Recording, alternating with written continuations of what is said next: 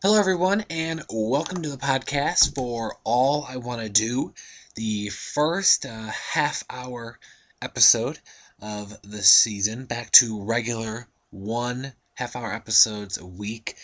Um, Pretty great episode, though, tonight, I have to say. The Claire storyline is probably one of my favorites of definitely, this new generation. Um, and definitely it's probably going to be one of the best of the season, one of the best for Claire, one of the best just all around, really great. They're showing a very true, honest portrayal of a cancer patient. It's very touching, it's very moving, very impactful, you know, and of course they're trying to lighten it up with a few, comedic moments as well. Drew's reaction to seeing Claire bald for the first time was pretty funny. Seeing Claire bald and trying on all the different wigs with Adam and Imogen, was a great scene as well. Just the reactions that Eslin is, giving and the acting and everything that she's doing for the character of Claire, was fantastic. And we had a great character tonight, introduction of Paula, who sort of opened Claire's eyes to the reality of what cancer, is really like, especially if you are in a relationship. And she talked about how her boyfriend said he was all in until he knew exactly what he was getting all into. And, Claire doesn't really know even what she herself is getting into. And Paula sort of told her, this is what to expect.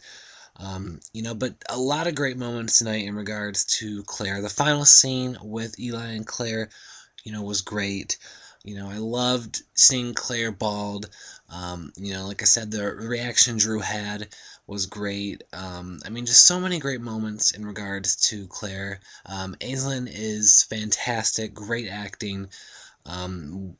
Great plot, and I'm really excited to see where they're going to continue to go each week with this. In the preview, we saw it almost looked like Drew and Claire were filming like a video in the hospital and trying to keep Claire, I guess, happy and keep her spirits lifted. And all in all, I'm very excited for this. I think it is going to be a great plot, and hopefully the resolution and everything is one that will be something that the fans can understand and respect.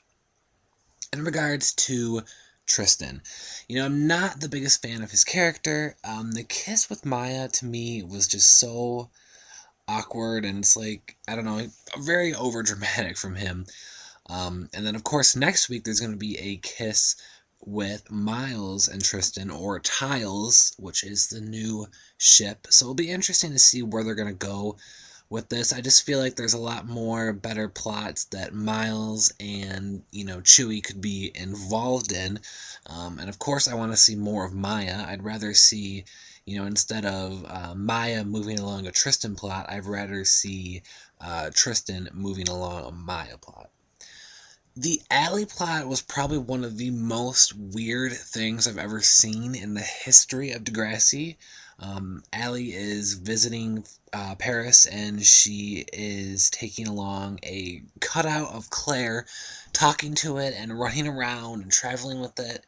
It was just like, I don't even know what was happening. The whole phone stealing thing was very awkward. And then, of course, she meets this guy, Leo, setting up everything for there. I really don't have a whole lot of words to describe, everything with Leo and Allie. It was really weird. But I love the whole Paris vibe and setting. I love when Degrassi ventures outside of the actual school. A lot of green screen, but it's still fun to see. A really great episode. The stuff with Claire was very enjoyable. There's potential in the other plots, but the setup of the stuff with Tristan and Allie, I'm not really feeling at the moment, but I am recognizing that there is, a way up and interesting things that could come from what they are, setting up. But once again, I have to really say that, the stuff with Claire was just fantastic. I loved it a lot. Thank you so much, everyone, for listening. I will talk to you all next week.